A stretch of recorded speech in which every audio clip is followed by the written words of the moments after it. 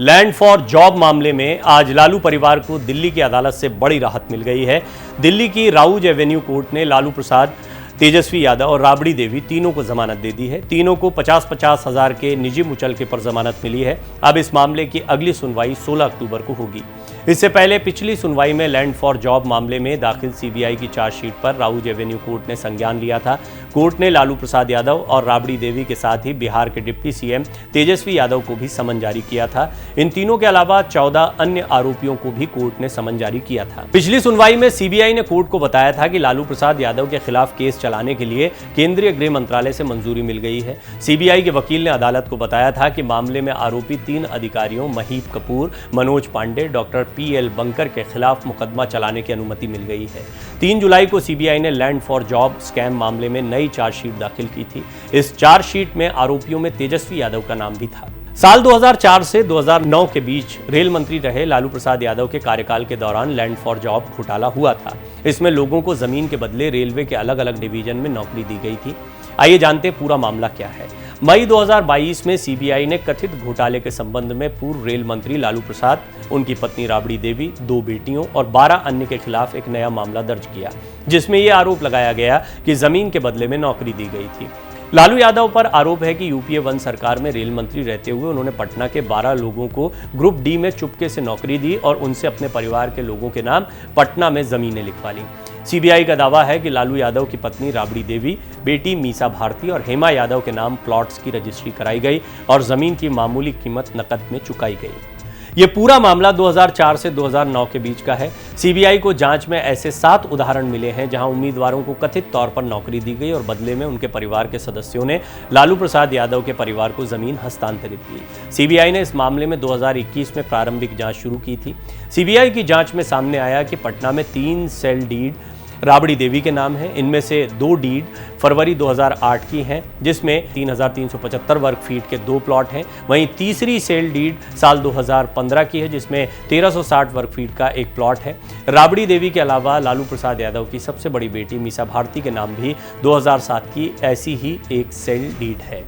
इसमें भी 80,905 वर्ग फीट का प्लॉट दिया गया है। इतना ही नहीं, पटना में लालू यादव की बेटी हेमा यादव के नाम भी पटना में 2 गिफ्ट डीड की जानकारी मिली है। इसमें एक 3,375 वर्ग फीट का प्लॉट दिया गया, दूसरा 3,375 वर्ग फीट का ही प्लॉट साल 2014 में हेमा यादव को गिफ्ट किया गया।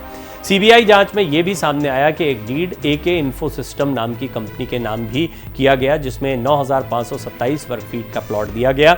बाद में इस कंपनी की डायरेक्टर राबड़ी देवी बन गई। अब आपको बताते हैं इस मामले का खुलासा कैसे हुआ। सीबीआई की जांच में सामने आया कि पटना के रहने वाले 12 लोगों को रेलवे में 6 अलग अलग जोन में ग्रुप डी के तहत नौकरी दी गई है। पहले इन लोगों को सब्स्टिट्यूट पर रखा गया और बाद में इन्हें रेगुलर कर दिया गया। आरोप है कि इन लोगों को 2008 से 2009 के बीच मुंबई, जबलपुर, कोलकाता, जयपुर, हाजीपुर में नौकरी दी गई। इन लोगों को नौकरी देने के लिए सारे नियम ताक पर रख दिए गए। इसके लिए ना तो रेलवे की ओर से कोई विज्ञापन निकाला गया और ना ही प्रक्रिया का पालन किया गया।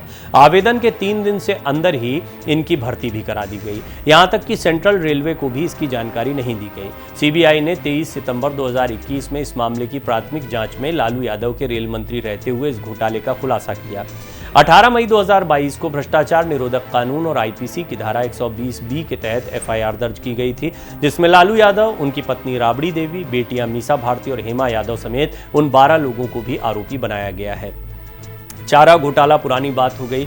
उसके बाद में जो सेल डीड वाला मामला आया, लैंड फॉर जॉब स्कैम सामने आया, इसके बाद भी लालू प्रसाद यादव की मुश्किलें बढ़ी।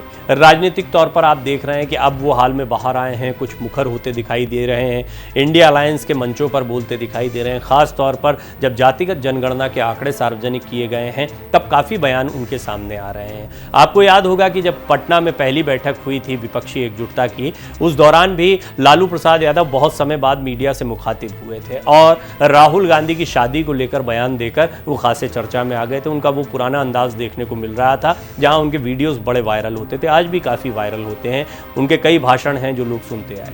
लालू प्रसाद यादव एक ऐसा नाम रहे हैं राजनीति में जो हास्य और बहुत तेज तर्रार राजनीति दोनों का बड़ा कॉम्बिनेशन रहे हैं। बोलने में बहुत अच्छे रहे, चाहे वो संसद में बोले या बाहर बोले, काफ़ी चर्चा का विषय बनता रहा। लेकिन एक और चीज़ है जो उनको चर्चा में लेकर आती है, वो है भ्रष्टाचार के मामले। चारा घोटाला उनके साथ लंबे समय तक जुड़ा रहा। अब फिर ये लैंड फॉर जॉब स्कैम जो है, ये भी एक बड़ा मामला है। कई जगहों पर जब भी राजनीति में शुचिता की बात आती है तो उनके उदाहरण को एक नकारात्मक उदाहरण के तौर पर भी रखा जाता है।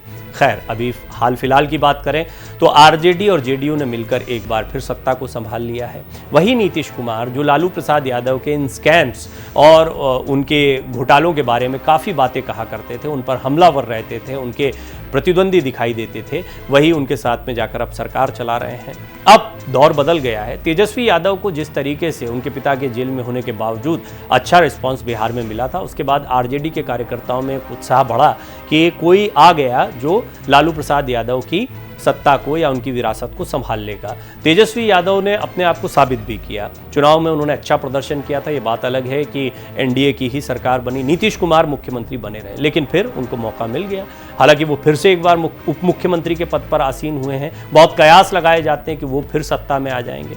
कुल मिलाकर राजनीति के इस दांव पेच में एक बात तो बहुत स्पष्ट है, बहुत सारे घोटालों में नाम आता रहा, जेल जाना पड़ा, केस चल रहा है, लेकिन इसके बावजूद सत्ता अपने तरीके से चलती है। एक बार फिर लालू प्रसाद यादव नहीं तो उनके बेटे सत्ता में दिखाई दे रहे हैं और आने वाले दिनों में उनको लेकर बहुत आशान्वित भी हैं उनके कार्यकर्ता कि वो एक दिन मुख्यमंत्री भी बनेंगे।